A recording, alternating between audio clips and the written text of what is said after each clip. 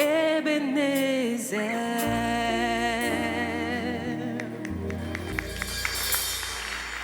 Nous avons présenté notre plan d'action pour cette année. Mais soyez informés que on a présenté un plan d'action en gros à partir de cette année jusqu'en 2030, si le Seigneur le permet. Et chaque année, nous allons développer l'agenda de l'année. Donc, ce que nous avons reçu, les départements, vos responsables à la veillée l'ont déjà reçu.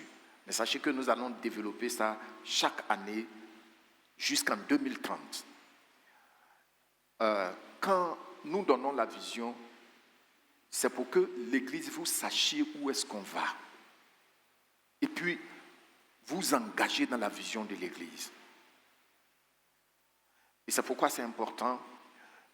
On ne vient pas dans une famille dont nous sommes membres sans savoir vraiment où est-ce que nous allons, quelle direction nous avons, qu'est-ce que nous devons faire, comment nous devons le faire. Et c'est pourquoi nous prenons le temps. Un auteur a dit, celui qui ne s'assoit pas pour planifier, planifie son échec. Vous comprenez, non? Alors, nous prenons le temps pour planifier, pour que chacun de nous puisse savoir où est-ce que nous partons dans notre église là. Cette année, qu'est-ce que nous devons faire concrètement pour que chacun de nous puisse s'engager comme il le faut. Et donc, j'avais préparé une exhortation pour cette circonstance-là, pour que chacun de nous puisse s'apprêter. Alors, le titre de notre partage ce matin s'intitule « Pour des responsables vraiment engagés » ou « Pour des membres vraiment engagés ». Vous pouvez mettre « Pour des responsables vraiment engagés » ou « Pour des membres vraiment engagés ».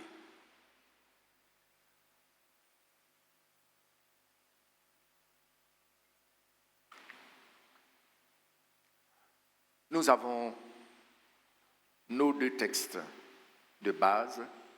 Nous avons 1 Corinthiens chapitre 15, verset 58 et Hébreux chapitre 6, verset 10. Quel est le but de notre partage de ce matin? Notons que c'est pour encourager les responsables et les membres de l'Assemblée. Encourager les responsables et les membres de l'Assemblée à travailler avec un esprit ferme, inébranlable et engagé dans l'œuvre du Seigneur. Donc, je vois que c'est affiché. Vous allez dire, le but de notre partage ce matin, c'est quoi?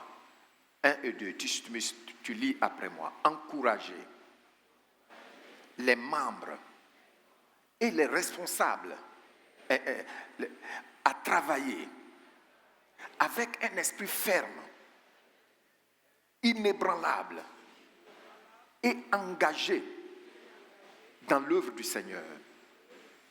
Donc, si tu es membre de notre assemblée, ou si tu veux être membre de notre assemblée, cet encouragement est ton partage. Amen. Tu es responsable dans cette assemblée, cet encouragement est ton partage. Et nous allons lire ensemble. Je voudrais vous demander de vous tenir debout. Nous allons faire la lecture de nos passages de base. On va faire la lecture de 1 Corinthiens 15 seulement. 1 Corinthiens 15 seulement. Louis II, je lis et tu lis après moi. Ainsi, mes frères bien-aimés,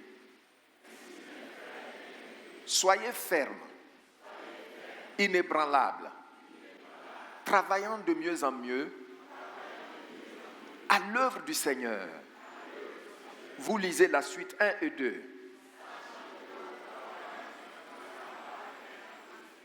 Encore. Merci beaucoup. Nous lisons Parole de vie.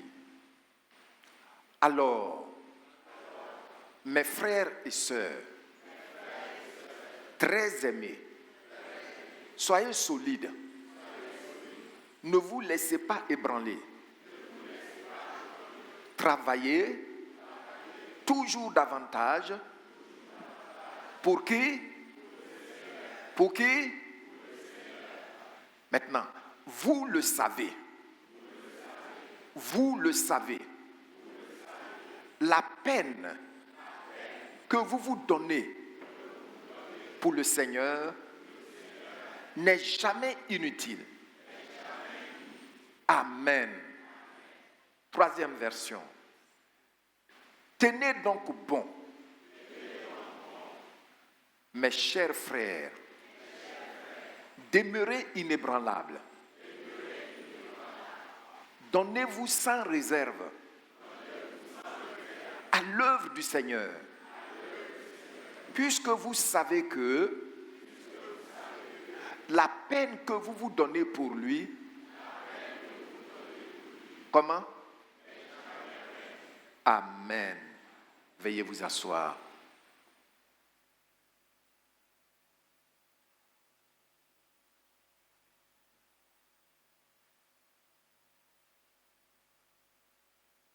Bien-aimés frères et sœurs, permettez-moi de poser à chacun et à chacune de nous la question suivante. Quelle note te donnerais-tu pour le travail du Seigneur au compte de l'année 2025? Pensez-y.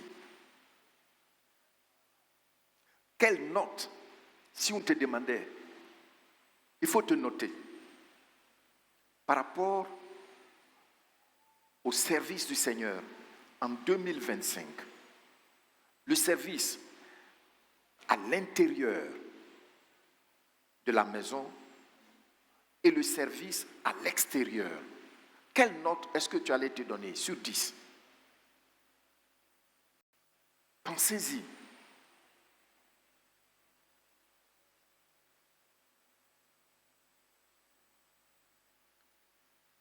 Au regard de ta note pour le travail du Seigneur, quelle décision es-tu prêt à prendre?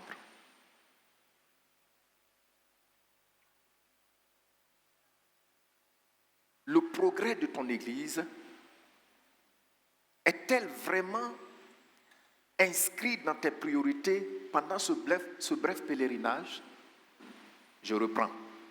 Est-ce que quand tu es là, tu vois ta note pour que l'Église avance là? Le travail que le Seigneur nous a donné avance là. Est-ce que ça y est, c'est inscrit dans tes priorités pendant ces brèves années que nous avons à passer ici-bas? Répondez intimement à ces questions. Je vois 2025. Quelle note je peux me donner à moi-même devant le Seigneur? Maintenant, qu'est-ce que je vais faire pour faire plus de progrès à partir de cette année? Troisièmement, quand je vois mes priorités pendant cette vie très brève, est-ce que le travail que le Seigneur nous a confié, ça fait partie de mes priorités?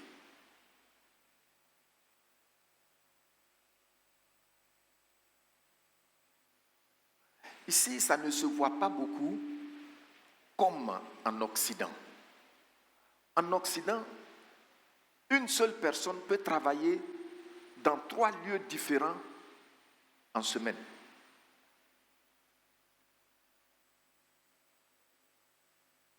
Qui a appris ça? Qui a déjà appris ça? Qui a déjà entendu ça? Merci. J'étais au Ghana, on m'a conté une histoire qui m'a vraiment touché. Au Ghana, il y y avait un quartier. Maintenant, à cause des entreprises de construction, ça a un peu changé. Sinon, exclusivement, avant au Ghana, là on trouve de grandes maisons, des châteaux, de belles maisons. C'est à East Legon, à Accra, quand tu vas là. Et on m'a dit un jour que la plupart de ces maisons-là appartiennent à des gens qui étaient en Occident. Et ils travaillent dur. Et ils ont des personnes de confiance, donc ils envoient leurs plans et tout, et ils envoient régulièrement l'argent pour que les gens construisent ces maisons. Mais pour la plupart, la première fois ils passent dans cette maison, c'est le corps qui vient passer là pour aller à la tombe. J'étais triste. Vous voyez les priorités. Même aux États-Unis, on m'a dit qu'il y a des gens qui vont au temple, au culte, mais en somnolent, tellement ils ont couru en semaine. Est-ce que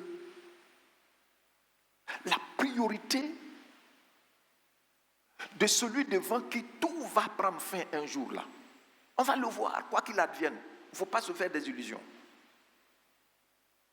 Est-ce que ces priorités, lui, son travail, fait partie de mes priorités? On a des priorités. C'est normal. Pensez-y.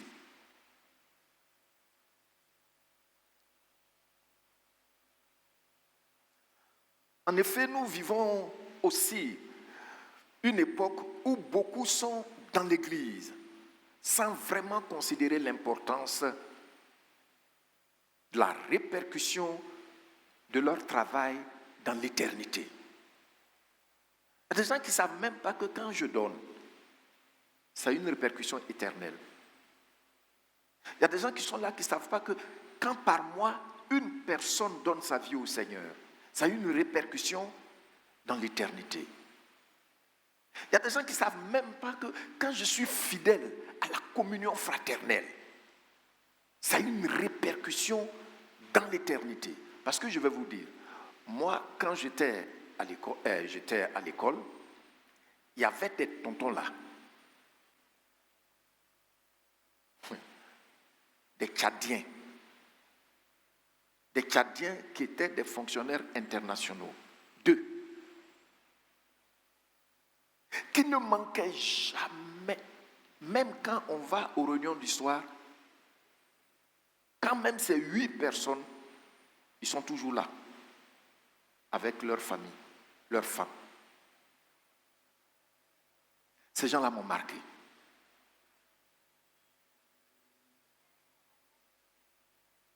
Quand je suis entré dans le ministère, ça, vous allez dire que le pasteur a parlé quand il était au collège.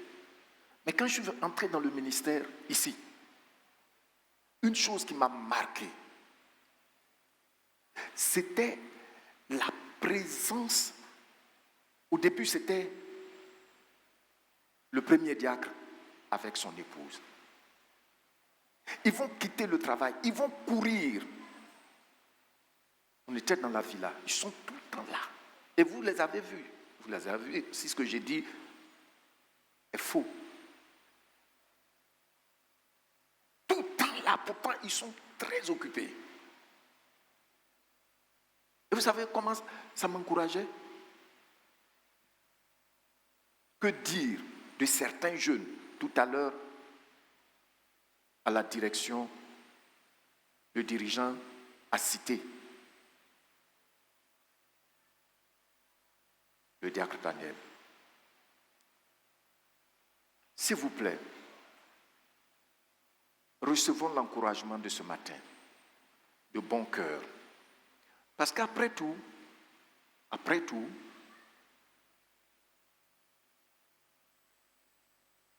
le Seigneur, nous allons lui rendre compte de ce que nous avons fait pour lui. Il faut que chacun de nous s'élève par rapport à cela. Et donc, beaucoup commencent, mais peu persévèrent. Il y a des gens qui commencent, l'année là, il va bien commencer. Il va commencer à témoigner. Il va commencer à donner. Il va commencer à être présent. Mais très peu persévèrent avant la fin, jusqu'à la fin de l'année. Certains sont enthousiastes au début, mais se fatiguent dans la durée. Voyez? Surtout, beaucoup veulent servir Dieu, mais sans toujours mesurer le prix de la fidélité. Le prix de la fidélité. Je n'ai pas le temps. Je vous ai déjà dit ici que avant là, je courais chez les membres. Je cours même à partir de 4 heures du matin. Mais souvent, les gens, ils sont pas là. Quand tu vas, ils disent, j'étais un peu fatigué là. Pourtant, il a joué au football ou bien il est allé faire marche le matin. Ça fait que finalement, je ne le fais que après grand discernement.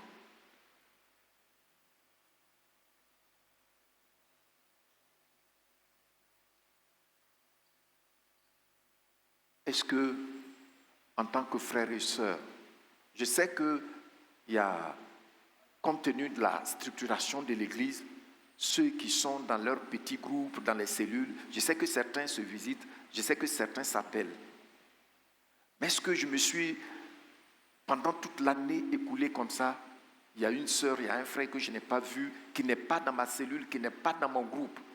Est-ce que j'ai donné un coup de fil? Comment vas-tu? Pensez-y. Donc, nous allons voir pourquoi Paul nous donne cet encouragement dans 1 Corinthiens 15, 58. En un premier temps, ce que je vais faire d'abord, on va voir le contexte. Dans quel contexte Paul a écrit ce chapitre 15 de 1 Corinthiens. Je dis bien le chapitre, je ne parle pas de tous les livres, je parle du chapitre. Et puis nous allons chercher à découvrir l'importance de cette parole en regardant de près certaines expressions fortes. Je vais les souligner pour que tu puisses bien comprendre le but de notre partage. Donc, nous voyons le contexte. Paul écrit aux Corinthiens à la fin, en fait, d'un chapitre qui porte sur la résurrection. Le chapitre 15 de 1 Corinthiens, là, quand vous le lisez, il parle de la résurrection. Bon, parce qu'il y avait des gens qui disaient que non, la résurrection, ce n'est pas vrai, ce n'est pas réel. Et donc, ils essayaient d'étouffer ceux qui s'attendaient à la résurrection, qui croyaient qu'effectivement Jésus est revenu à la vie. Il y en a qui disaient que non, Jésus c'est en esprit qu'il est ressuscité, pas physiquement. Donc quand vous lisez le chapitre 15 de 1 Corinthiens, vous allez voir que Paul a donné des arguments solides et clairs sur la résurrection pour nous encourager à espérer en la résurrection. Mais ici, dans le verset 58, le tout dernier verset, Paul nous lance un appel solennel à nous engager dans l'œuvre du Seigneur. Tout le chapitre, il parle de la résurrection. Mais à ce niveau précis, il lance un appel et nous encourage à travailler de mieux en mieux pour le Seigneur. Ça fait poser des questions. Pourquoi tout un chapitre? J'aurais voulu qu'il dise, mais pour terminer, je voudrais vous dire, la résurrection est une réalité incontournable. Parce que quand on sème le maïs, on sème une graine. Avant qu'elle ne pousse, elle pourrit. Et puis elle donne un corps nouveau. Alors, espérons en la résurrection. Et puis c'est fini. Non.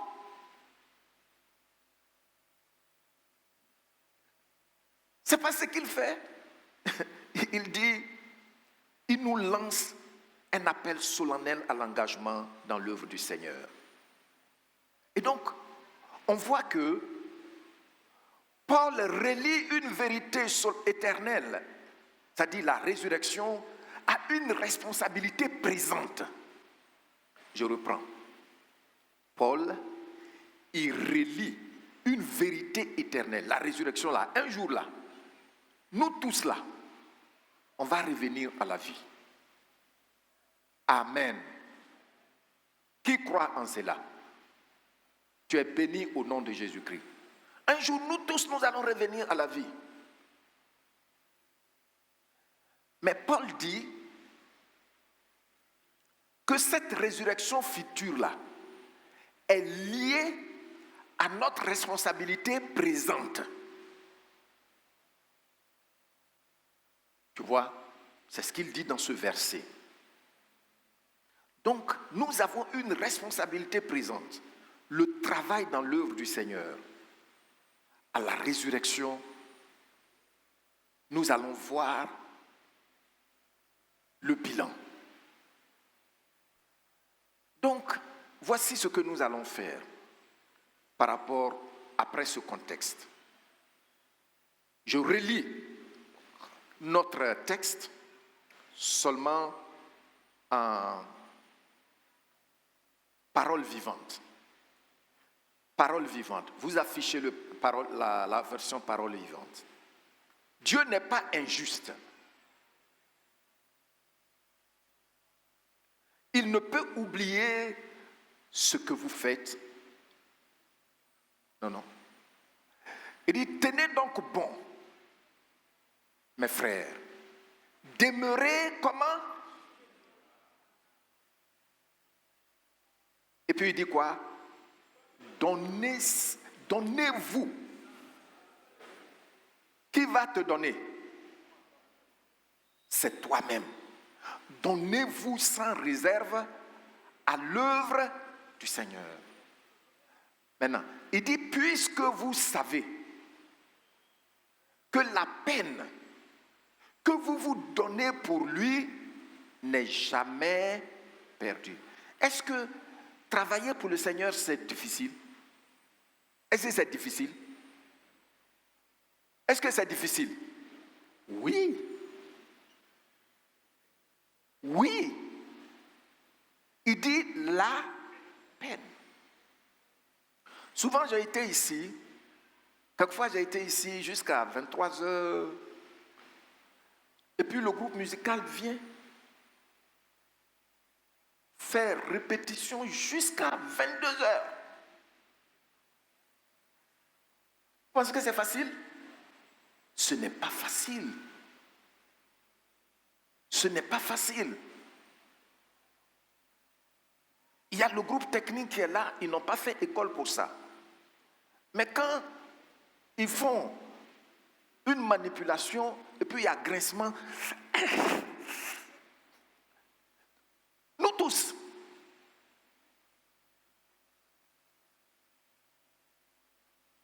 ce n'est pas facile.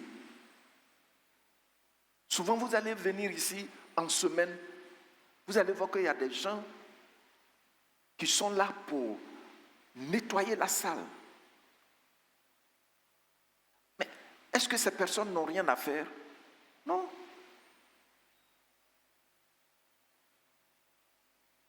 J'ai écouté cette histoire, disons, c'est un témoignage vrai, un fait, où il y a un monsieur qui est passé à l'église une fois et puis qui a vu une dame qui nettoyait.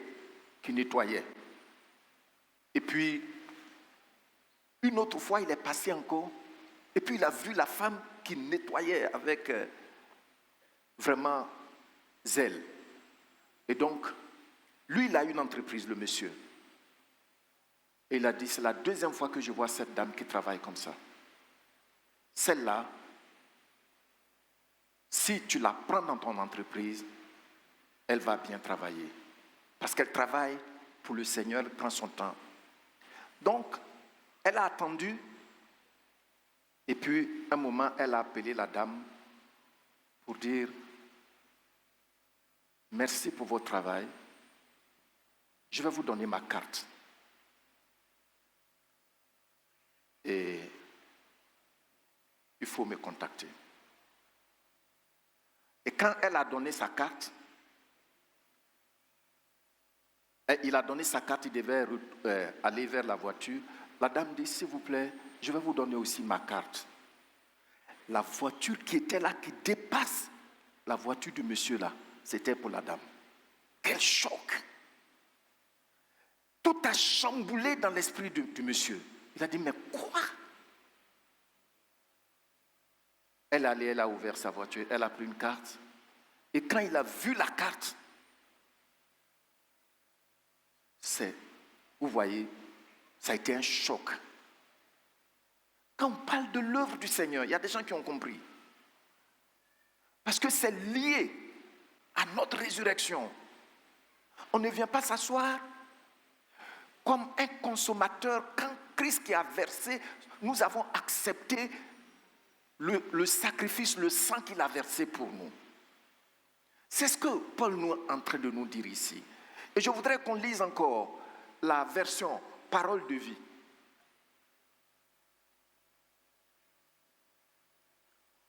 Tu vas lire après moi. Alors, mes frères très aimés, soyez comment? Ne vous laissez pas travailler pour une organisation, pour le Seigneur. Vous le savez. La peine, vous voyez non? Là l'affirmation est claire. La peine que vous vous donnez pour le Seigneur n'est, dans le temps présent, ce n'est jamais inutile. Dans le temps à venir aussi, ce n'est jamais inutile. Gloire au Seigneur. Gloire au Seigneur. Est-ce qu'au fond là-bas, vous m'entendez? Merci. Donc, vous voyez, mes bien-aimés, comment c'est important ce que l'apôtre Paul est en train de donner comme encouragement ici. Donc, quand nous prenons notre texte, dans la version Louis II, il commence par « Ainsi donc, mes frères ». Ça veut dire que quelque chose a été dit au début et qu'il est à la conclusion. Dans cette version, la version que tu viens de faire passer, il dit « Alors, mes frères et sœurs », c'est-à-dire en rapport avec tout ce que je vous ai dit, soyez encouragés. Le travail pour le Seigneur n'est pas facile. Moi, Paul, je le sais, je vous le dis, mais votre travail ne sera jamais inutile. Ça ne sera jamais une peine perdue quand vous travaillez pour le Seigneur. Amen. Amen. Oui. Donc, Paul est en train de dire, nous devons travailler avec beaucoup d'espérance. On doit travailler dans l'espérance. Parce qu'il y a la résurrection qui nous attend. Il y a des gens qui sont enfants de Dieu, mais ils ne pensent pas à ça. Ça ne leur dit pas grand-chose. Et c'est le jour qu'ils meurent, ils vont écrire sur leur carte, j'ai combattu. Fort heureusement, ce n'est pas eux-mêmes qui ont écrit, c'est les membres de la famille. Pourtant, quel combat tu as combattu? Qu'est-ce que tu as fait concrètement pour le Seigneur? Alors, donc, nous voyons que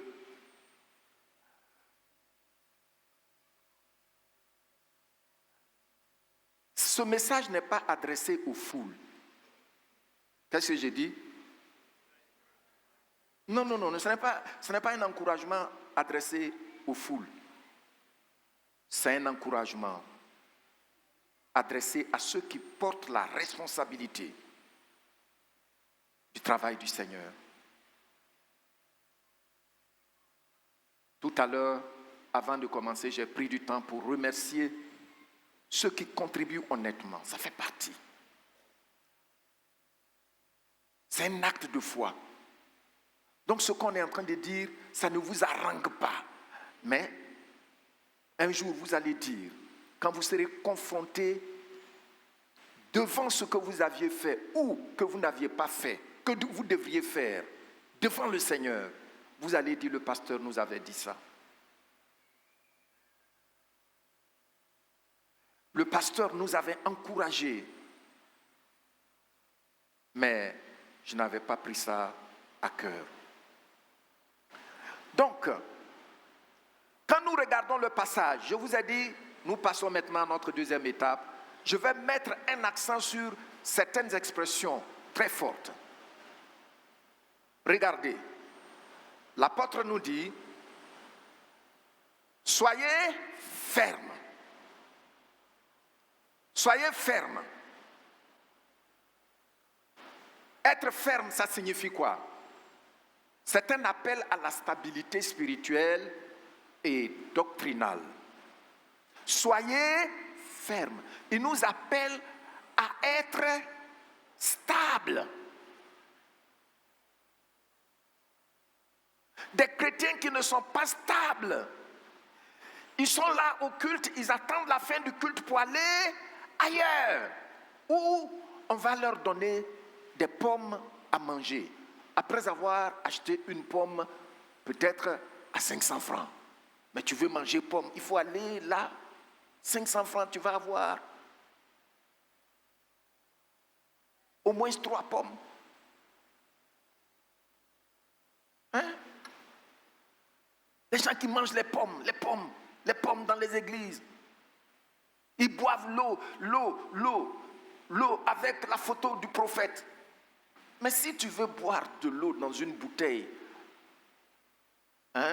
eau minérale, mais va dans un supermarché, tu achètes,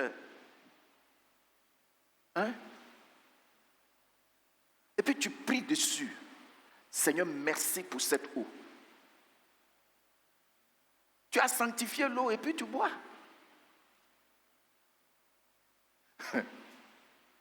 Mais voyez-vous, parce qu'il y a manque de stabilité spirituelle et doctrinale, c'est-à-dire l'enseignement, vous savez quand on parle de la doctrine, c'est l'ensemble des enseignements qui nous canalisent à marcher en Dieu.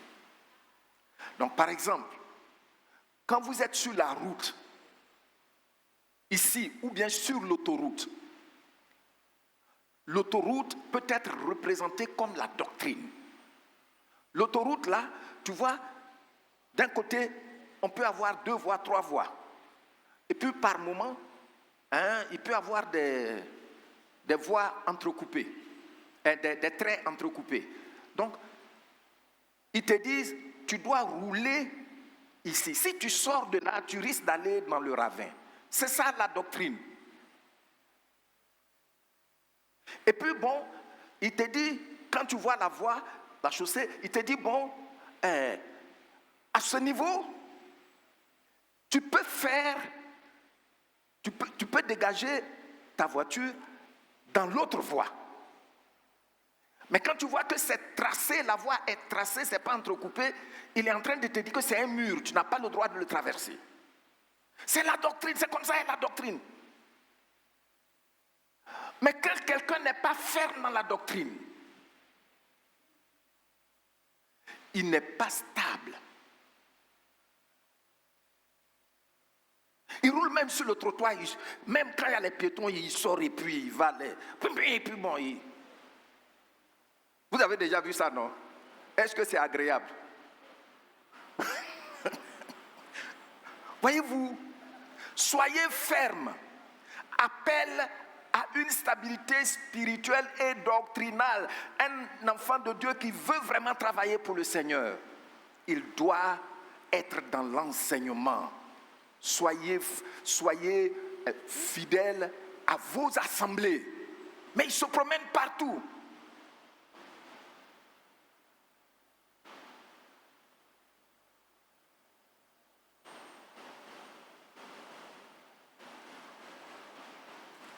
Ici,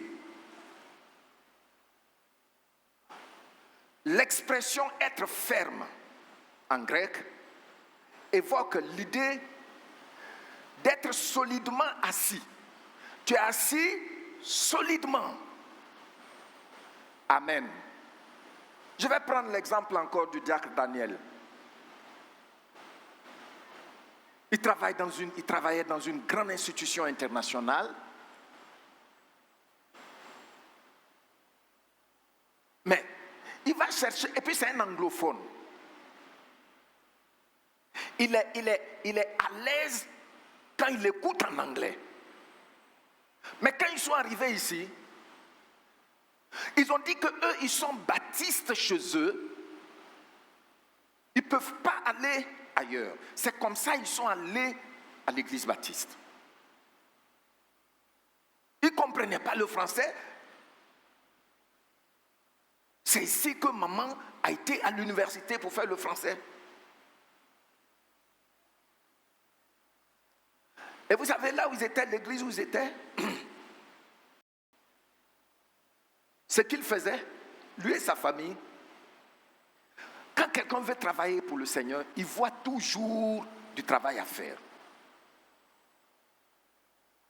Celui qui ne veut pas travailler, c'est celui qui veut qu'on lui confie. Moi, on ne m'a pas confié responsabilité. Moi, on ne m'a pas mis dans le conseil. Si on me mettait dans le conseil, c'est faux. Quand quelqu'un entre dans la communion, quand il veut travailler, il voit toujours quelque chose à faire pour le Seigneur. Eux, qu'est-ce qu'ils ont vu? Ils ont vu que les fenêtres étaient sales, crasseuses. Donc lui, sa femme et ses enfants, ils sont allés acheter des seaux, balais. Il m'a dit un jour, on disait qu'il y a des gens qui leur disaient dans l'église là-bas, qui disaient ceux qui nettoient les temples là, non. Quelqu'un qui travaille dans une organisation internationale, dans une institution. Ils sont venus ici. Vous avez entendu leur témoignage. Au lieu de retourner là-bas, le premier dimanche, ils ont pris culte, il n'y avait aucun adulte. Ils ont dit, il y a du travail ici, il faut qu'on reste. Moi, j'étais à l'école pastorale. Ils sont restés jusqu'à aujourd'hui. Sans compter leur investissement. C'est cette famille qui m'a offert ma première voiture. Je n'avais même pas encore tout le permis. J'ai été visiter, j'étais en voyage, je suis revenu. J'ai été les visiter, les saluer. Et puis quand je devais revenir, ils m'ont dit, pasteur, voir que nous, on est au volant, notre pasteur est à Mobilette pour nous visiter.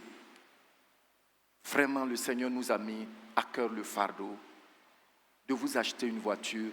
Et par sa grâce, on a acheté la voiture. C'est ça qui est là. C'est là, ils ont donné un chauffeur, on est venu garer la voiture ici. Quand quelqu'un veut travailler pour le Seigneur, il voit toujours du travail pour le Seigneur. Amen. Je ne vous entends pas. Est-ce que c'est vrai ce que j'ai dit? Donc tu ne peux pas rester dans une église et puis être consommateur seulement, non.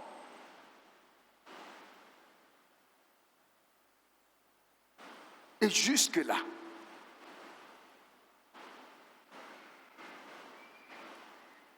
mes bien-aimés, nous devons choisir de travailler pour le Seigneur.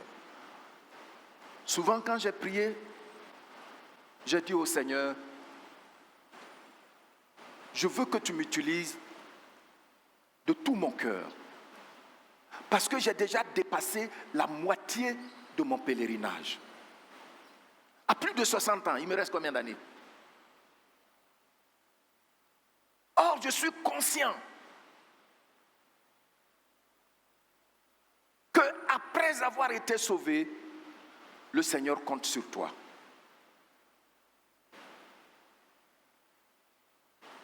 Amen. Soyez donc encouragés. Soyez stables. J'ai dit quoi? Soyez solidement assis, enracinés. Ce n'est pas le dimanche seulement qu'on doit te voir. Il y a des gens qui se retrouvent 3 fois par jour. Vous les connaissez, non? Comme mon père était là-bas, je peux le dire. Musulmans. 5 heures du matin, ils se retrouvent. À cause d'eux, l'État a été obligé de donner ce petit coin au plateau. Toi, seulement 2 fois par semaine. Ils sont toujours là. Le soir, ils vont se retrouver.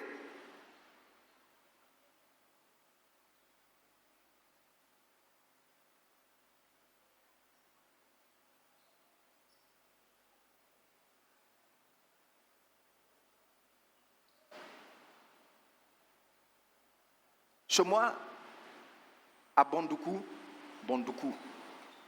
je l'ai dit, vous savez que c'est la ville où il y a le plus de mosquées en Côte d'Ivoire. Il y a des gens qui se lèvent, qui donnent l'argent pour construire une mosquée pour leur quartier. Une seule personne. Une seule personne. Pourquoi? Pour pouvoir aller au ciel. Mais bien aimés, s'il vous plaît, prenez cet encouragement au sérieux. Amen. Donc, ici, soyez enracinés. Ce que l'apôtre est en train de nous dire, c'est être ancré dans la vérité biblique, premièrement. Tout membre et tout responsable dans l'Église ne pas diriger selon les émotions, les modes ou les pressions. Nous, normalement, dans notre église, là, on devait prophétiser. Les pasteurs devaient prophétiser. Là, on enseigne 40 minutes, 50 minutes, on trouve que c'est beaucoup trop. Mais on peut écouter, j'appelle tel frère Félicien, je lui dis, viens, le Seigneur m'a parlé de toi. Et puis je parle un peu, je parle, après je reviens. Je dis, bon, je passe à un niveau supérieur. Pour une seule personne, le temps de te rendre compte, j'ai utilisé 20 minutes. Et si je dois prendre 5 personnes, 10 personnes. Et là, tout le monde écoute attentivement. Moi, je ne suis pas dans ces modes-là. Parce que, au fur et à mesure, je vois la réalité du ciel. Et comme je vous l'ai dit, j'ai déjà dépassé la moitié de mon pèlerinage.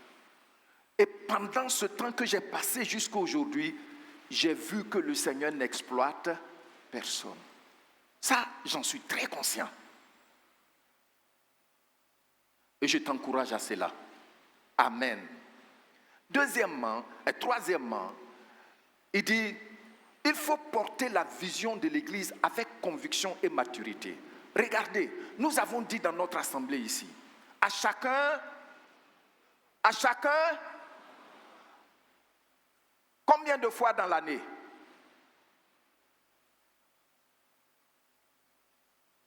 Combien d'enfants dans l'année? À chacun son enfant. Si je pose la question ce matin, qui a fait 5 ans dans cette église? Et puis je te pose la question, tu as eu combien d'enfants pendant les 5 ans? Certains vont se rendre compte que même une seule personne pendant 5 ans, tu ne l'as pas eu devant pour le Seigneur. Et pourtant,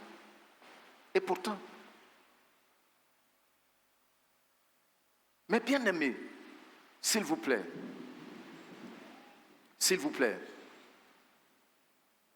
il faut porter la vision de l'Église avec conviction et maturité. Ce que nos responsables nous font savoir, ce que nous devons réaliser, je m'inscris en cela parce que c'est pour le Seigneur. Amen. Et vous savez, si à chacun son enfant, ne serait-ce que la moitié de l'assemblée s'élevait, on serait aujourd'hui 800 membres. Parce que si 350 membres, chacun cette année, entre dans le témoignage personnel, dans l'évangélisation personnelle, avec ta famille, l'année prochaine, à cette heure-ci, on est combien? 700 personnes, sans tapage.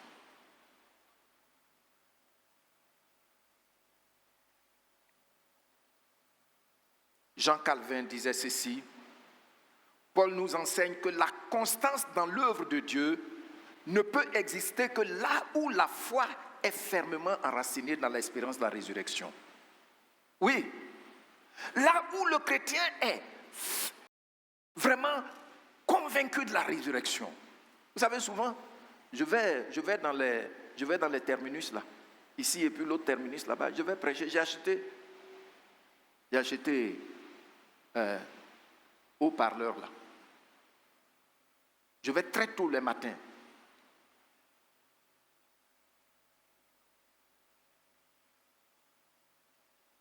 Souvent à 6h moins 15, je suis là. Mais je suis convaincu que le Seigneur va toucher des gens. Est-ce que l'œuvre du Seigneur est dans mes priorités? L'année surpassée, j'ai dit au pasteur Domoro, nous n'allons plus venir nous asseoir au bureau. Ou bien, on dit, jeudi, le pasteur reçoit, et puis les gens viennent s'asseoir jusqu'au soir. On va sortir. On est sorti. Souvent, tu nous vois sous le soleil là. Bon, je sais que peut-être il s'est dit, mais le pasteur là, il me fatigue.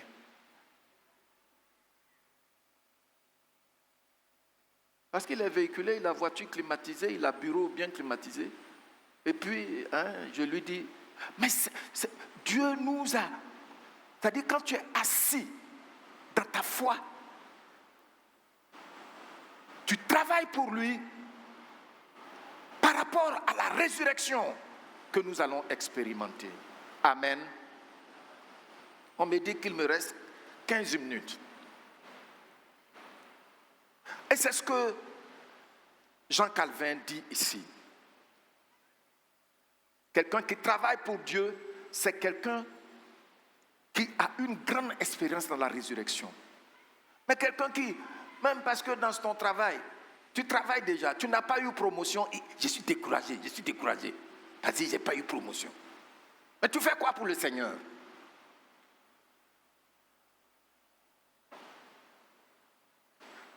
Comme application pour les membres et pour les leaders.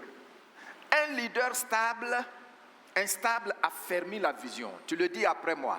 Un leader instable, qu'est-ce qu'il fait? Il affaiblit la vision. Un membre instable, qu'est-ce qu'il fait? Je ne vous entends pas. Il affaiblit la vision. C'est pourquoi nous disons à chacun son enfant.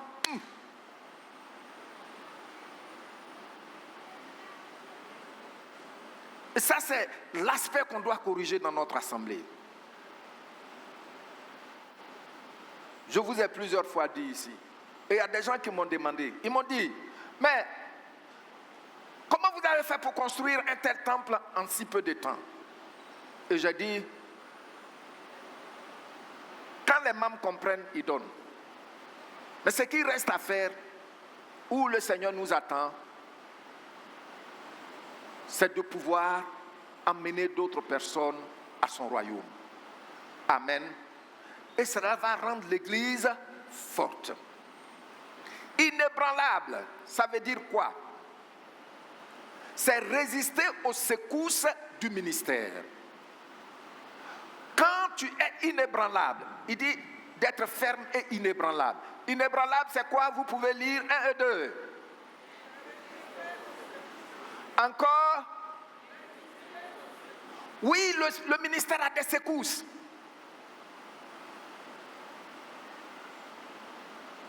Des trahisons. Les mauvaises langues. Elle pense qu'elle est quoi? Elle est qui? C'est elle toujours qui est là. C'est elle toujours quand on dit... c'est elle toujours qui... Non. Le ministère a des secousses.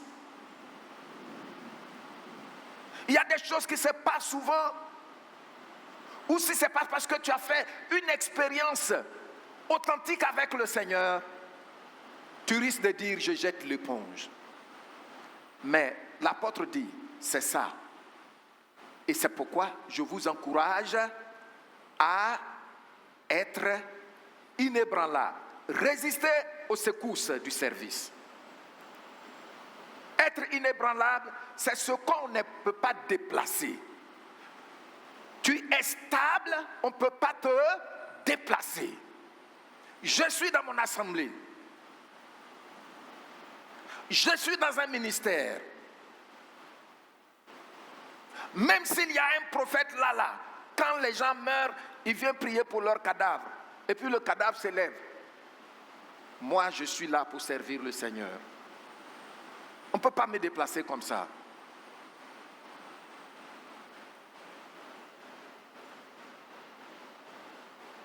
Les épreuves sont à prendre en compte. Qu'est-ce que j'ai dit?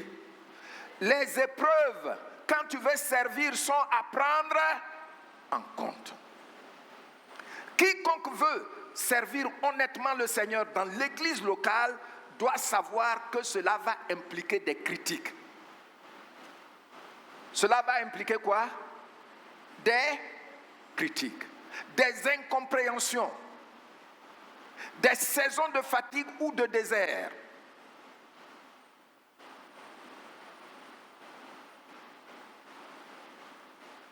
Nous voyons ça même entre Paul et Barnabas qu'il a encadré.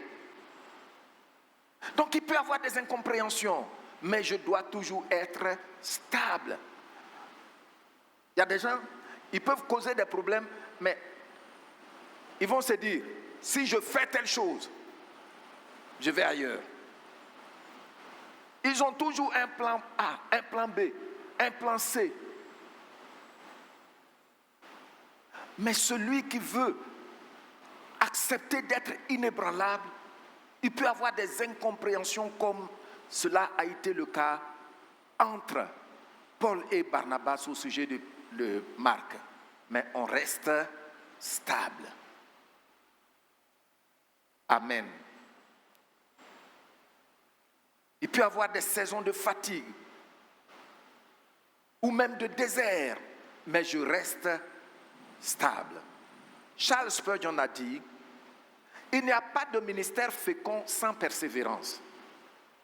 Il n'y a pas de ministère qui porte du fruit sans persévérance.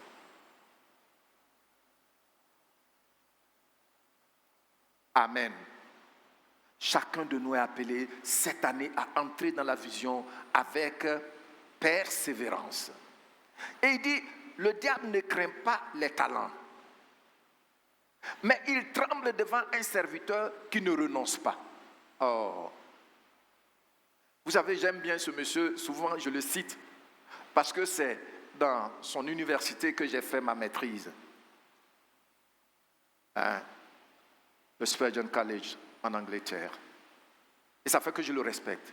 Il parle avec grande vision. Il faut envoyer ça encore, s'il te plaît, et puis nous allons le lire ensemble. Pour que chacun de vous accepte cet encouragement. Tu vas lire après moi. Il n'y a pas de ministère fécond sans persévérance. Le diable ne craint pas les talents, mais il tremble devant un serviteur qui fait quoi? Qui fait quoi? Qui ne renonce pas. Hey! Dis Seigneur, par ta grâce, je ne vais point renoncer. C'est lui que le diable redoute.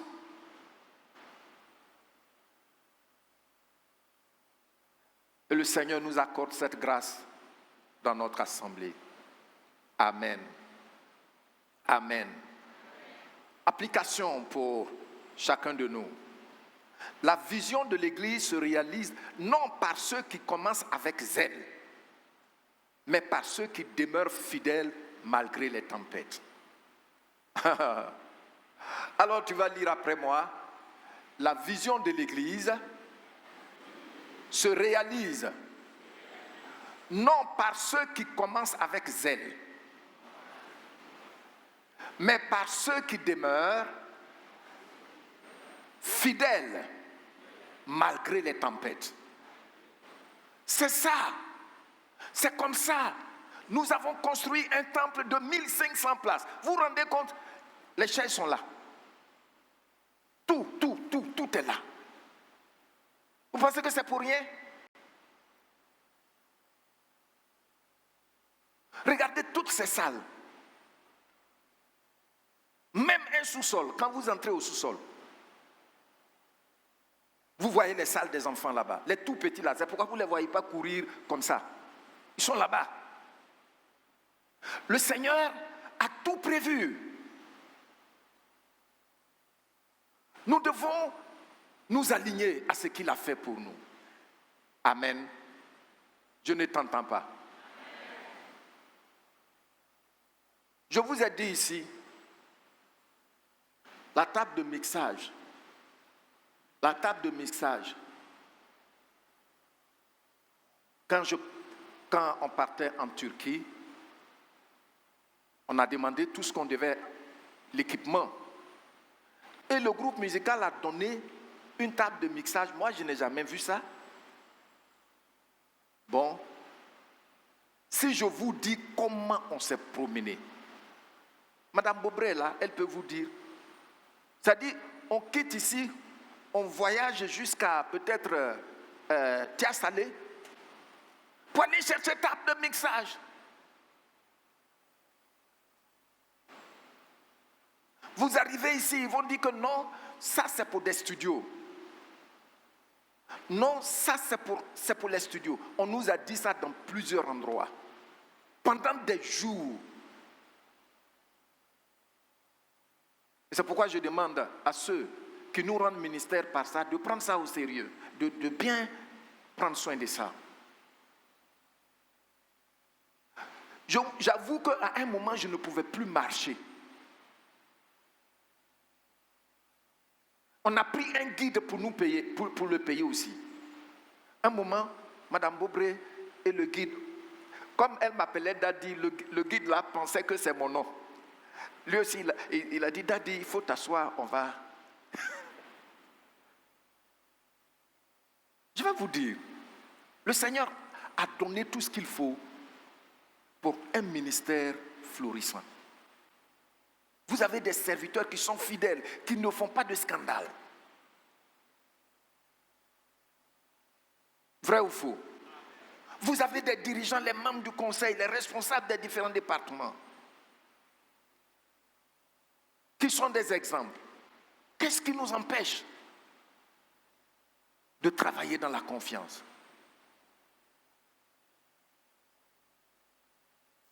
Alors, nous devons demeurer fidèles malgré les tempêtes, travaillant de mieux en mieux à l'œuvre du Seigneur. Alors, le troisième point, de quoi s'agit-il ici? Il s'agit de l'excellence au service de la vision que le Seigneur nous a donnée. À chacun, c'est une vision claire.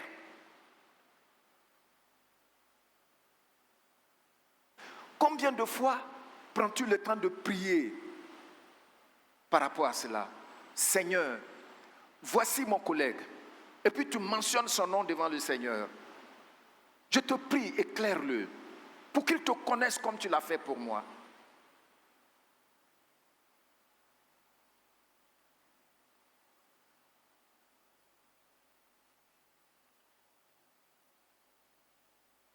Une année, j'ai vu au carrefour de la Riviera 2 une dame qui était bien connue en Côte d'Ivoire, qui prêchait. Riviera 2. La voie d'Anono là. Vous voyez, il y avait un rond-point, toujours le rond-point est là. Vous savez qui c'était? Tanti Léo.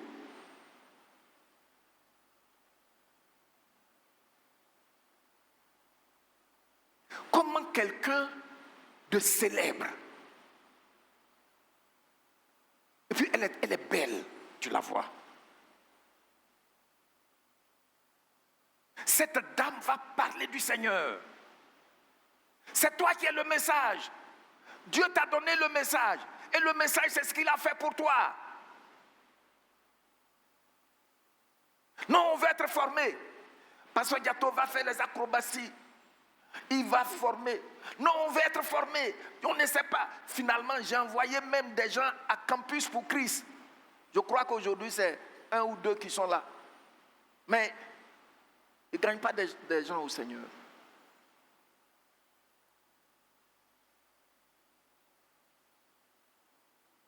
Mais bien aimé,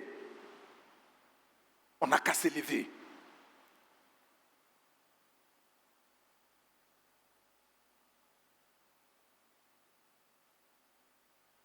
Paul ne parle pas d'activisme, mais d'un engagement croissant dans l'œuvre du Seigneur. Cette œuvre, c'est pour lui, ce n'est pas la nôtre. Amen. Amen. Je ne vous entends pas. Je disais à la veillée, je chahutais Pasteur Domoro. On a acheté des terrains, vous le savez, avec les responsables, on a visité déjà ces terrains qu'on a clôturés. Et puis j'ai dit, la vision que le Seigneur m'a donnée, j'ai partagé ça plusieurs fois en assemblée générale. Une vraie assemblée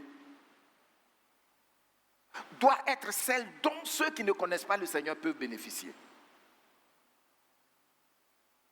C'est en cela que nous sommes sel et puis lumière.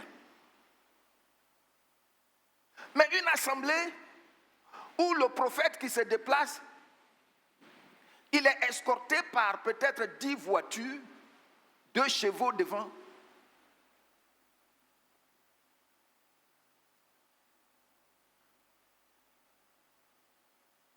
Ce qui a fait la force de l'Église au XVIIIe siècle, savez que c'est l'Église qui a vulgarisé l'école. Je vous l'ai déjà dit ici. C'est grâce à l'Église. Aujourd'hui, tu vois des gens, ils disent qu'ils sont des intellectuels. Les gens vont s'asseoir dans les églises, ils ont le temps. Est-ce que tu sais ce dont tu parles? Est-ce que tu sais que c'est parce que l'Église a voulu que les gens lisent la Bible pour découvrir les vérités, pour vivre et prospérer, que l'Église a commencé l'alphabétisation. Et ça a commencé en Allemagne, premièrement, et puis en Angleterre. C'est pourquoi on parle de Sunday School. Et nous, on traduit ça école du dimanche. C'est l'Église qui a construit les premières écoles. Parce que l'école était pour la classe bourgeoise. L'école était hellénistique. Mais regardez aujourd'hui, tu vois des gens qui parlent avec mépris de l'Église. Tu sais de quoi tu parles? Est-ce que vous savez que les plus grandes universités, les universités les plus célèbres aux États-Unis appartenaient à des églises? Vous prenez Yale, c'était pour les baptistes. C'est à cause de ça, nos pères ont dit qu'ils ne vont plus mettre dans leur mission les écoles. Mais c'est nécessaire. Qu'est-ce qui nous empêcherait, nous? Plus l'Église grandit, on s'élève pour occuper ces terrains-là. Quitte à ce terrain, on met un groupe scolaire là-dessus. Quitte à cet autre terrain, on met un dispensaire là-dessus. Quitte à cet autre terrain, on fait telle chose là-dessus. Les gens en bénéficient. C'est à cela que nous avons été appelés. Gloire au Seigneur. Travaillons de mieux en mieux. La vision est là. Donc, à la veillée, j'ai dit ça aux responsables. Et puis, j'ai dit que, bon, j'espère que quand je vais partir un jour, Pasteur Domoro ne va pas s'accaparer ces terrains-là. Et puis, il a commencé à rire. J'ai dit, je ne sais pas ce qu'il y a dans son cœur. Mais quand même, nous avons une vision. Regardez tous les sacrifices qu'on a faits pour avoir ces terrains. Ce n'est pas en mon nom. Ce n'est pas au nom d'un diacre. Ce n'est pas au nom d'un membre du conseil. C'est pour l'Église. Je suis venu, c'est ce seul terrain. Je pars, actuellement, par la grâce de Dieu, on a 5 terrains clôturés. On doit travailler de mieux en mieux. Gloire au Seigneur. Qui saisit la vision? Tu es béni au nom de Jésus-Christ. Qui veut prendre un engagement ferme de travailler de mieux en mieux? Le Seigneur te donne la force de son esprit au nom de Jésus-Christ. On m'a dit que mon temps est arrivé. Mais toi, tu es nouvelle. Est-ce que la sœur là ne t'a pas parlé? J'espère qu'elle t'a donné un petit conseil, quoi. Mais bien aimé, ce n'est pas une question d'activisme. Non. C'est une question d'engagement consciencieuse. Matthieu Henry dit ceci, et je le lis. Et tu lis, quand je lis, tu lis après moi. Le service chrétien n'est pas statique. Celui qui aime véritablement le Seigneur cherchera toujours à lui donner davantage.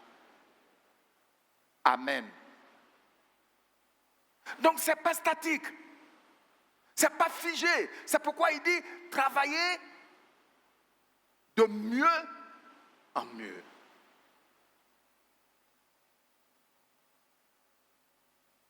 Oui, bon à savoir pour tous les membres et les leaders de cette assemblée. Premièrement, servir avec excellence, pas par obligation. Servir avec excellence, pas par obligation. Deuxièmement, comprendre que la vision de l'Église est une œuvre collective, pas individuelle. Je vous dis que pour préparer un enseignement ou une prédication, quelquefois ça peut te prendre 4 jours.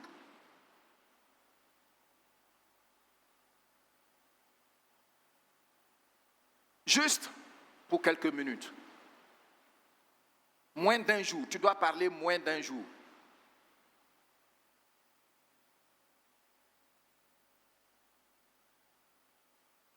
Donc comprendre que la vision de l'Église est quoi? Est une œuvre collective. Ce n'est pas individuel.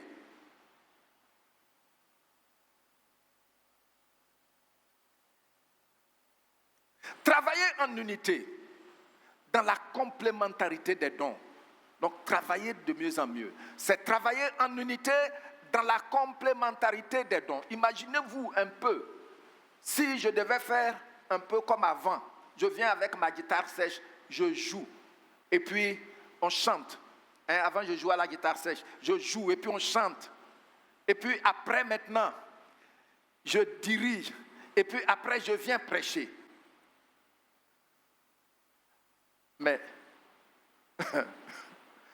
et puis en semaine, il faut recevoir des gens. Mais tu vas mourir avant le temps, bien que tu aies la vie éternelle en toi. Vous voyez, non? Mais quand quelqu'un est là, lui, il chante. Il y a un autre qui joue. Il y a un autre qui dirige. Même quand il pleut, il est là. Il y a un autre qui vient balayer. Il y a un autre qui fait ceci. Avant, je balayais le lieu de culte. Un jour, maman Vincent est passée là, elle m'a vu balayer. Elle était tellement choquée. Vous savez, pour faire asseoir une œuvre, ça demande. Il faut nous encourager. Amen.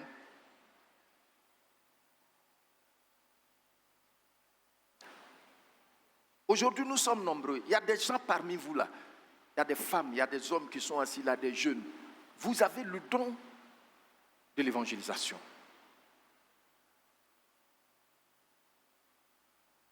Mais qu'est-ce que nous faisons? Il y a quelqu'un qui peut t'accompagner.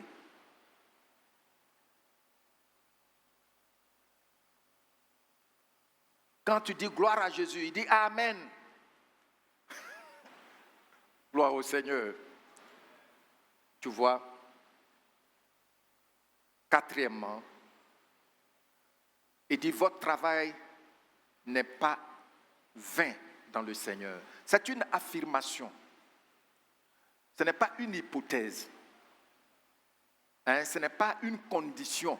Si votre travail n'est pas... Non. C'est une affirmation. C'est pourquoi il dit sachant. Sachant.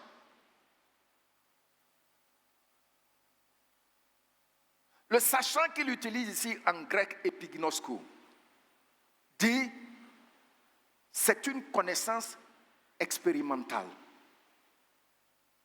C'est une connaissance expérientielle. J'étais allé un jour à la CNPS d'Angré pour un papier. Et puis on m'a dit, la jeune dame au comptoir m'a dit de m'asseoir, j'étais assis là jusqu'à après. Elle dit, bon, la patronne est arrivée. Et puis elle m'a conduit dans le bureau de la patronne. Quand je suis entré, la dame s'est levée. Elle dit, mais que me vaut la visite d'un tel serviteur de Dieu? Je ne l'ai jamais connu. Elle m'a dit, je t'ai vu plusieurs fois au terminus en train de prêcher. Veuillez vous asseoir. Papa, asseyez-vous. Qu'est-ce que je peux faire pour vous? Je vais vous dire, mon papier, peut-être qu'on devait faire la semaine, peut-être la semaine, je devais retirer ça la semaine suivante. Elle a appelé quelqu'un qui a pris les papiers. Va dans tel bureau, dis que c'est moi qui... Je suis assis là. En l'espace de 2 heures, tous les papiers sont signés. On m'a remis mon chèque. Le travail pour le Seigneur n'est jamais inutile. Ce n'est jamais vain. Amen. ce n'est pas un homme qui va te récompenser. Mais le Seigneur trouve toujours les moyens de te récompenser. Le Seigneur trouve toujours les moyens de t'encourager. Amen. On peut ne pas reconnaître ce que tu fais. Comme cette dame dont j'ai parlé, qui vient nettoyer. Pourtant, elle a son entreprise. Elle a des ouvriers. Et ce monsieur qui l'a constaté, l'a remarqué à 2 reprises. Pour lui, elle ne fait rien. Et quand il voit la manière dont cette femme vient nettoyer l'église, si on lui confie du travail, elle va bien le faire. Alors qu'elle a une entreprise, elle est mieux assise que toi, mais l'amour du Seigneur. Vous voyez le roi Agrippa? Le roi Agrippa, Paul se met à parler du Seigneur. À un moment, on dit le roi a eu peur. Et puis il n'a pas pu se contenir. Il a dit, mais Paul, tu deviens fou avec cette grande connaissance que tu as. Au moins, il reconnaissait qu'il avait une grande connaissance. Gloire au Seigneur. Gloire au Seigneur. Je sais que souvent, il y a des gens qui peuvent te regarder avec mépris. Mais celui qui te récompense, qui te note, c'est le Seigneur. Amen. Amen. Je parlais avec un de mes diacres en semaine, la semaine passée. Et puis je lui disais, si je ne dis pas à quelqu'un que j'ai fait 2 masters, tu ne peux pas le savoir. Parce que ça ne m'intéresse pas. Ce n'est pas ça. Non. Si je ne dis pas à quelqu'un que oui, le Seigneur m'a donné une bourse pour aller aux États-Unis étudier et que tu viens, des gens qui sont en train d'attendre le bus là, toi tu gardes ta voiture pour aller leur parler, ça n'a pas de sens. Mais celui qui nous note, celui qui nous prend en charge, c'est Jésus-Christ. Il est fidèle. Il ne va jamais t'exploiter. Mets-le dans tes priorités. Amen. Amen. Donc vous voyez, ce que nous faisons pour Dieu dépasse le temps, les chiffres et la reconnaissance humaine. Tu le dis avec moi. Ce que nous faisons pour Dieu dépasse le temps, les chiffres et la reconnaissance humaine. Tout seul, vous allez les lire de façon audible. 1 et 2.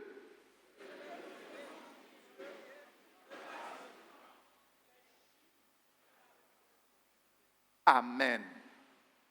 Amen. Ayons un cœur pour ça. Moi, quand le Seigneur va m'appeler demain, me rappeler à lui, je n'ai pas besoin qu'on mette un verset, j'ai combattu le bon combat. Je n'ai pas besoin de ça. Je suis déjà parti dans la paix.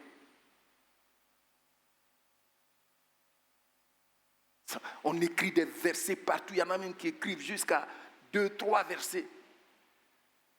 Il y a quelque chose que j'ai dit, j'avais dans un enseignement ici, j'ai dit, et puis les gens, j'ai vu que ça, beaucoup ont corrigé ça. Quand ils vont se marier, monsieur choisit son verset, madame choisit son verset. Quelle a fait ça? Choisissez un seul verset après avoir prié.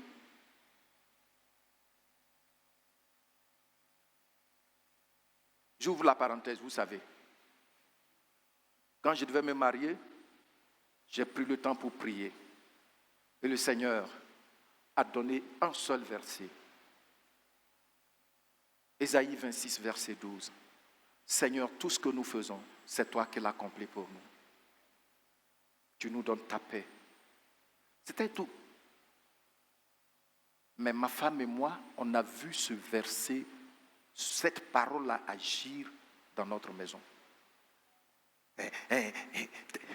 Tes yeux me captivent. On met tout ça là sur les versets.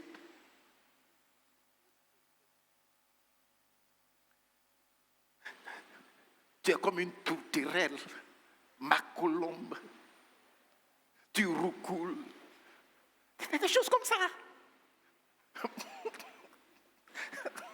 Les gens pensent que mariage là, c'est romantisme, quoi. C'est pas romantisme, hein?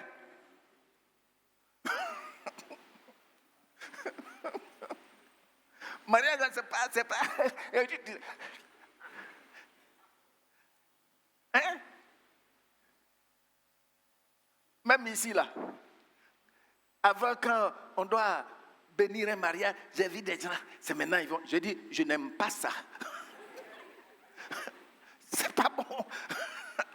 On sait que vous allez faire ça. Après, nous-mêmes, on vous accompagne là-bas. Hein? Oh. Bon, je ferme la parenthèse. Je suis spécialisé dans ça. M'a-t-on dit? Non, mes bien-aimés.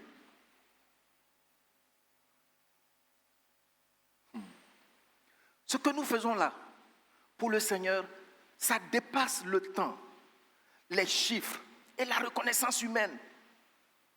Je pense que les membres du conseil sont là. L'année passée, il y a une organisation qui est venue me rencontrer. Ils priment les pasteurs sur le plan national, international. Qu'ils ont regardé cette œuvre et qu'ils veulent me distinguer. J'étais troublé. Et quand c'est comme ça, c'est un signal fort pour moi, de la part du Seigneur. J'ai parlé au conseil, on a donné rendez-vous, on l'a reçu, et puis je lui ai dit, je vous remercie pour toute cette considération, mais ce n'est pas le temps pour moi. On cherche distinction. On cherche distinction, on cherche des titres.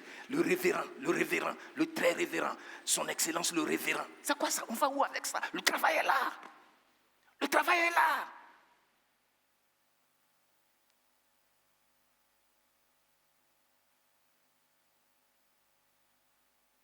Et j'ai dit à ce monsieur, on s'est retrouvé plus tard, je lui ai dit, il ne faut pas m'appeler révérend. Je suis pasteur, je suis berger. Parce que si c'est pour dire étude dans mon domaine là, le Seigneur m'a donné d'étudier. Oui.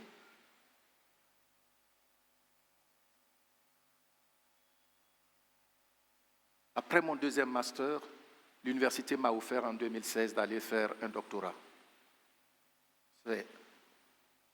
J'ai transféré le courrier au diacre Daniel que je n'avais pas la paix. Ce n'est pas le temps pour moi. Donc ce n'est pas le fait de courir pour avoir des distinctions. Le révérend est là, docteur, et puis je passe. Non. Je sais que quelque chose m'attend, un bilan, et je dois présenter un bilan que le Seigneur va approuver. Et c'est pour toi aussi la même chose. Amen. Amen. Oui. J'ai dit à ce monsieur que si c'est parler d'études, le Seigneur m'a donné la grâce d'étudier. J'ai fait l'université de Cocody ici. Donc, quand tu vois les gens qui se donnent des airs, moi, ce n'est pas dans mon cas, parce que il m'a appelé pour quelque chose. Amen.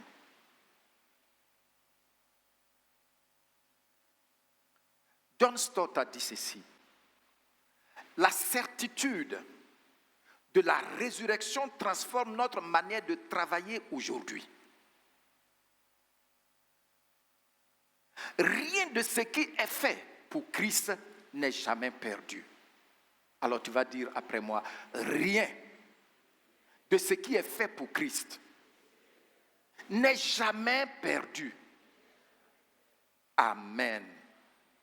Alors, nous voyons Hébreux, chapitre 6, verset 10. Il dit ceci. Je voudrais qu'on lise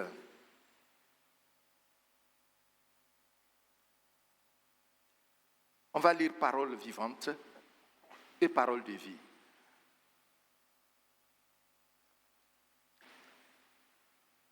Il faut faire passer 8 secondes. On va lire parole vivante et parole de vie. Voilà.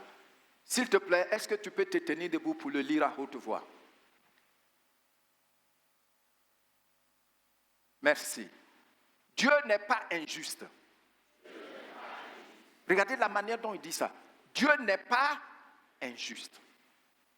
Il ne peut pas oublier ce que vous faites, ni l'amour que vous avez montré pour lui. Bon, regardez ici. Quand il dit Dieu n'est pas injuste pour oublier, ça veut dire quoi? Ça veut dire que celui qui oublie, il est injuste. Quand tu fais du bien et puis la personne oublie, elle est injuste. Donc il dit, Dieu n'est pas injuste. Même quand tu sors de ta maison, il y a un gardien là-bas, mais malgré ça, tu sors, il y a un chien méchant qui est là-bas, de l'autre, chez ton voisin, tu vas sonner pour dire, je suis venu partager la bonne nouvelle avec toi. Dieu marque ça à ton compte. Amen. Amen. Il n'est pas injuste. On n'a qu'à se lever. On n'a qu'à se lever. L'amour que tu as montré à un frère à cause du Seigneur, à une sœur à cause du Seigneur, au pasteur à cause du Seigneur. Il dit Dieu ne peut pas l'oublier. Amen. Et puis nous continuons. Vous avez montré cet amour autrefois en servant les autres chrétiens. Et vous le faites encore maintenant. Donc, au regard de cela, Dieu a pris bonne note. Il n'est pas injuste. Il ne peut pas oublier. Amen. Et nous continuons avec l'autre version. Car Dieu est juste. Bon, vous voyez les traductions là. Dieu n'est pas injuste. Il est en train de dire que Dieu est juste. Donc, lui, il dit Dieu est juste directement. Et puis qu'est-ce qu'il dit? Il ne peut pas oublier vos efforts. Il se souvient de l'activité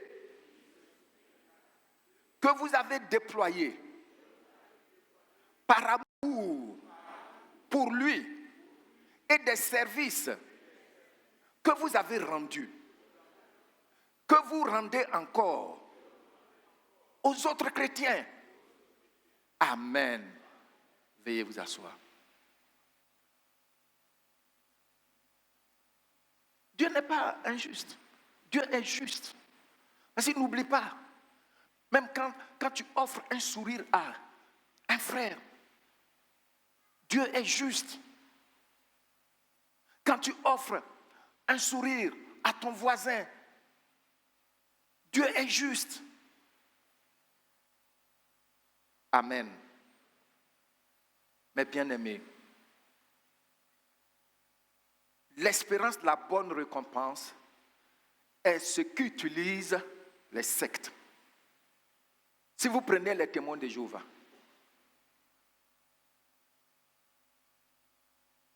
est-ce que vous savez qu'il y en a qui prennent permission pour venir faire porte-à-porte? Parce qu'ils veulent être parmi, oui, ils prennent permission dans leur travail. Ils veulent être parmi les 144 000.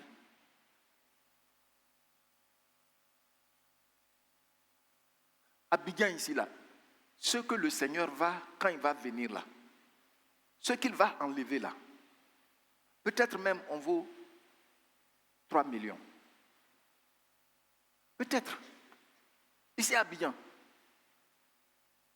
Et il dit que Dieu va enlever là, dans Apocalypse là, c'est 144 000. 144 000. Les gens travaillent dur. Ça fait qu'ils laissent, ils mettent tout de côté en semaine. Le temps de l'ouvrier, ils vont aller faire les porte-à-porte. Non seulement ils viennent te déranger, mais ils vont te vendre aussi leurs pamphlets. C'est pas ça? Et puis tu achètes.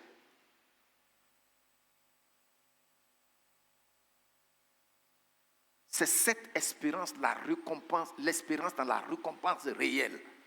C'est ce qu'ils exploitent, même quand ils sont dans le faux. C'est ce qu'ils exploitent pour faire avancer leur vision. Tout, c'est pour leur organisation. Il y a les Mormons. Vous les voyez en chemise blanche, cravate noire avec... et puis ils marchent. Qui les a déjà vus ici? Ils ne disent pas qu'ils sont venus des États-Unis, ils ont besoin de voitures. Et puis ils ont leurs disciples. C'est eux qui les ont gagnés ici. Hein. Puis ils ont leur sac, ils marchent. Pasteur Domoro, nous au moins on marche, mais après on vient dans voiture climatisée. Mais bien aimés,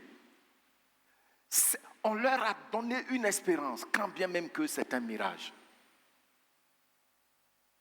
On doit s'élever. L'espérance, la bonne récompense est notre partage. Amen. Vous connaissez les Ismaélites. Il peut porter une bombe comme ceinture, parce qu'on lui dit que si tu meurs en martyr là, tu vas directement au ciel. Et puis on va te donner des femmes vierges. Non, est-ce que c'est vrai ou bien je suis en train d'inventer? Pour obtenir ça là, je vais porter ceinture explosive. Est-ce que Christ nous demande ça? Il dit, je suis venu afin que vous ayez la vie et que vous l'ayez en abondance. Il ne veut pas te tuer. Jésus ne va pas te tuer. Il est déjà mort pour ça. Amen. Mais il dit, faites ça là, et puis on est là. On ne bouge pas du tout. Est-ce que cette année, ça va changer par la grâce du Seigneur? Qui, en écoutant, est en train de prendre une décision? Tu es béni au nom de Jésus-Christ. Donc ces gens-là sont là. Hein? La foi bâillie. Bon, la foi bâillie, je n'ai pas encore vu ça ici. Mais ils sont là. Quelque chose m'a frappé, c'est ces gens-là. Quand tu vas en Israël, là, à Jopé, nous on dit Jopé, c'est comme ça dans la Bible. Mais en Israël, ils appellent ça Haïfa. À Jopé, il y a un jardin extraordinaire. Si vous voyez comment les fleurs, les arbres sont taillés, les fleurs avec des formes, au point où l'UNESCO en a fait son patrimoine. Quand vous entrez dedans là, c'est un cimetière. Du matin jusqu'au soir, il y a des gens qui travaillent. Dès qu'une feuille tombe, il y a quelqu'un qui soulève.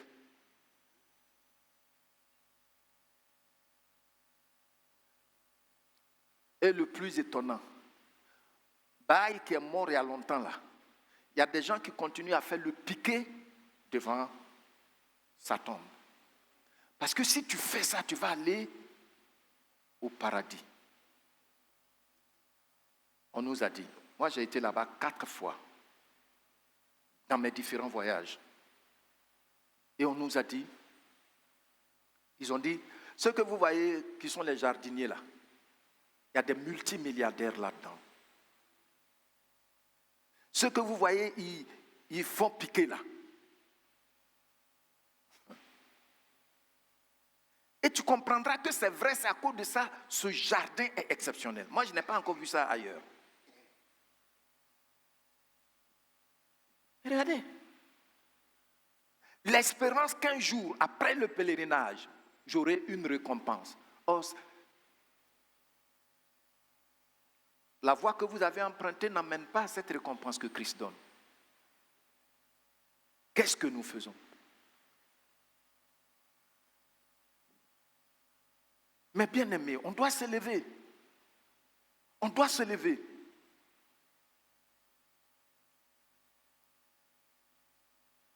Acceptons cet encouragement. Qu'à partir de cette année, je quitte l'esprit d'indépendance là. Et puis je m'engage. Il faut que j'aime mon enfant. À 350, il faut que l'année prochaine, par la grâce de Dieu, nous soyons 700 au moins. Je vais donner un mauvais exemple. Quelqu'un a donné sa vie au Seigneur et il voulait se repentir. Il s'est repenti avec beaucoup d'amertume. Mais il a dit, quand il ne connaissait pas le Seigneur à un moment, il a dit, sur 365 jours, il doit coucher avec une femme. Et il a réussi. C'est choquant. Mais c'est vrai, il a fait.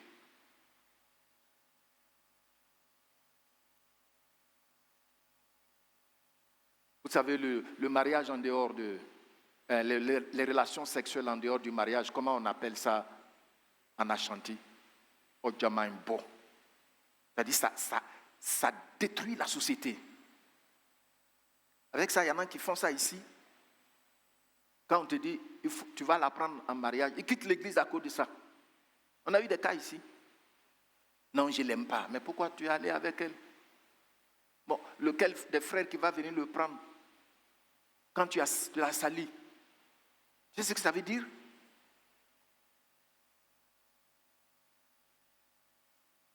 Bon, je ferme la parenthèse. Mais regardez, quelqu'un qui a pris la décision que chaque jour de l'année, je dois coucher avec une femme.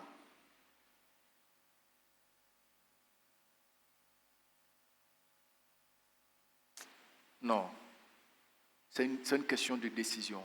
On peut s'élever. Et puis Dieu nous soutient. Son esprit bénit le travail que nous faisons. Amen. Amen. Alors, je vous encourage à mettre son œuvre dans vos priorités. Il faut que, à partir de cette année, le slogan « À chacun son enfant » ait un sens. Ça soit dans nos priorités. Une âme est une âme. Tu n'as pas besoin forcément de gagner quelqu'un qui a porté montre Rolex. Tu n'en as pas besoin. Une âme, c'est une âme. Celle qui balaie les rues là, Christ est mort pour elle. Le cordonnier d'à côté de ta maison, quand tu passes, il dit patron, Christ est mort pour lui. La servante qui mange dans la cuisine chez toi, Christ est mort pour elle.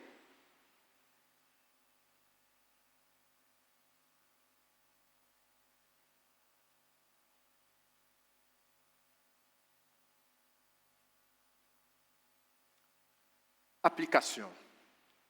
Même lorsque les fruits semblent invisibles, Dieu enregistre chaque acte d'obéissance.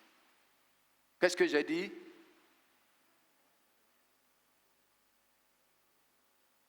Dieu enregistre chaque acte d'obéissance. Pour terminer.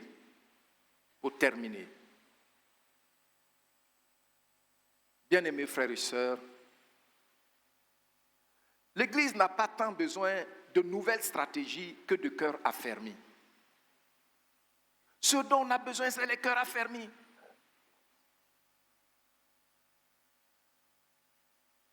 Pas des titres pour vouloir impressionner. Je suis le révérend. Ça, dans notre milieu, ils savent que je n'aime pas ça. Et ils savent aussi que le pasteur, là, il a étudié. Donc, moi, je suis dégagé. Mais tu vois des gens là, le révérend pasteur, et puis ils ont des airs. Ah bon? Il faut travailler. Les galons là, chacun de nous aura des galons devant le Seigneur. Le jour où il va dire, bon et fidèle serviteur, je vais te grader Amen. Amen.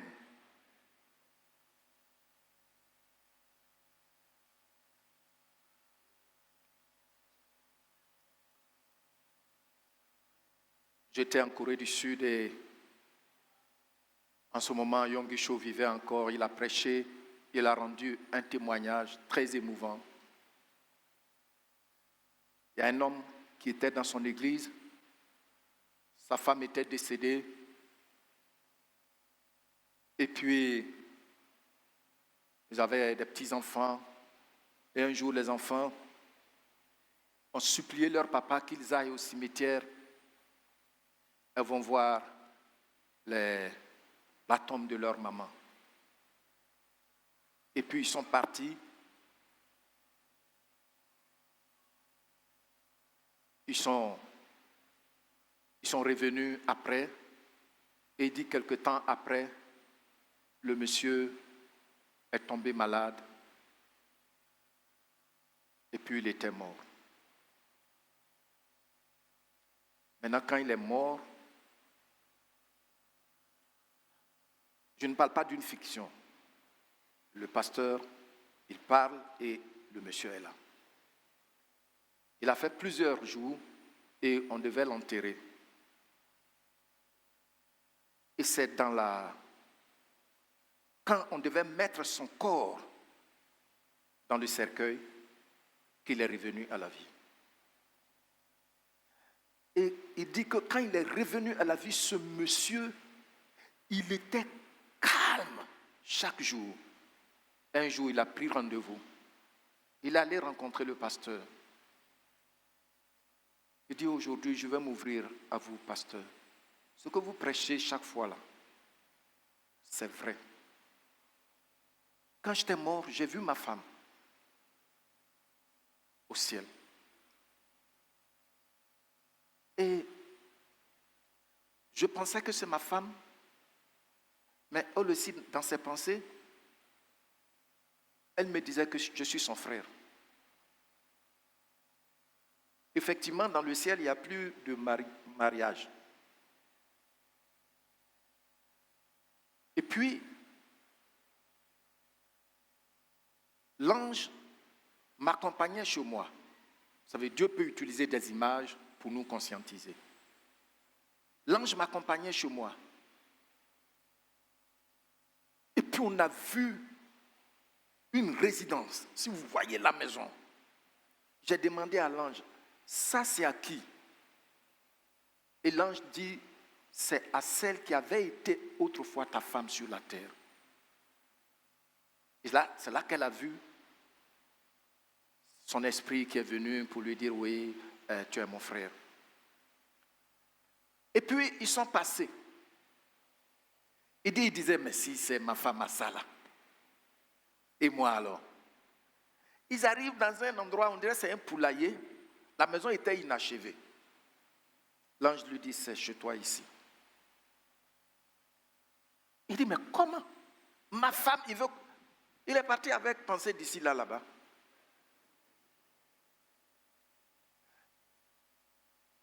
Et l'ange lui a dit, à cause de cela, le Seigneur te donne encore une opportunité de retourner pour travailler. Parce que dans l'église, il était indifférent, c'était sa femme qui travaillait pour le Seigneur. Donc, quand il est revenu, et il dit, au moment où on devait le prendre pour mettre dans le cercueil là, l'ange lui a dit, descends vite, sinon ils vont te mettre. C'est ça, il est descendu et puis il est assis. Plusieurs jours après la mort, ça a transformé complètement sa vie et la manière dont il devait travailler pour le Seigneur. J'étais touché. Mais bien aimé, toi et moi, on a le privilège, on a eu un grand privilège de connaître le Seigneur dans ce si bref de temps. Il faut qu'on s'élève. Il faut qu'on s'engage. Tu as un message. C'est ce que Christ a fait dans ta vie. Amen. Amen. La jeunesse, levez-vous. Les femmes, levez-vous. Les hommes, levez-vous.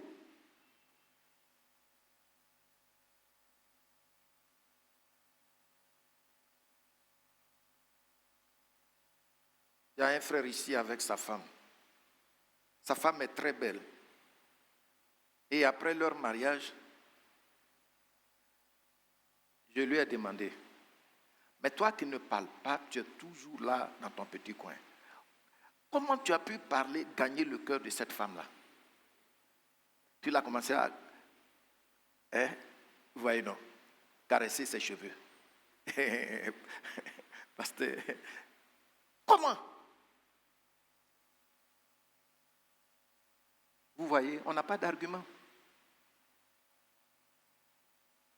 Notre Église a une vision. Nous devons retenir ceci pour terminer. L'apôtre Paul ne nous dit pas que le travail est facile. Non. Mais il nous garantit une chose, que ton travail ne sera pas vain dans le Seigneur. Peut-être que certains d'entre vous servent depuis longtemps sans être reconnus. Il ne faut pas t'en faire. Le Seigneur va te reconnaître. Amen. Peut-être que d'autres traversent une saison de fatigue ou de découragement. Sois encouragé. Peut-être que certains se demandent si leurs efforts ont encore un sens. Avec le Seigneur, tout ce que tu fais de bon cœur pour lui a un sens. Amen. La parole de Dieu te répond aujourd'hui, rien de ce que tu fais pour le Seigneur n'est inutile. Alors, reste ferme, ne quitte pas ton poste, ne lâche pas la vision, ne laisse pas l'ennemi t'ébranler. Ce que tu bâtis aujourd'hui dans l'obéissance portera du fruit dans l'éternité. Que notre Dieu, le juste rémunérateur, bénisse chacun de nous. Au nom de Jésus-Christ, notre divin propriétaire. Amen. Amen.